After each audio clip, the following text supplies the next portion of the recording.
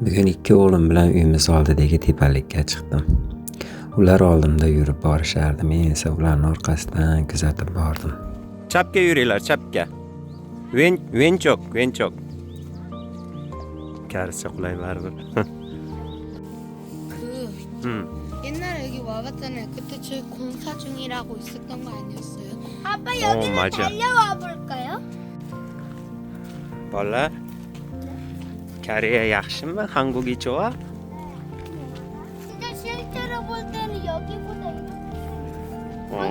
갈 때는 1시간이지? Men esa umrimni birinchi yarmi 20 yilni O'zbekistonda o'tkazib, qolganini esa Koreyada o'tkazyapman.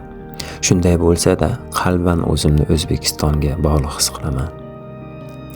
Lekin farzandlarim men ulg'aygan dunyodan butunlay boshqa dunyoda ulg'ayishmoqda. Ular yoshlikdan shu yerda Koreyada katta bo'lishyapti. 잘생긴 다다전 menga qarab ko'ring. Orqasidan yurib borar ekanman, xayolimga bir narsa keldi. Ular kelajakda qaysi joyni o'z uyim deb atashadi?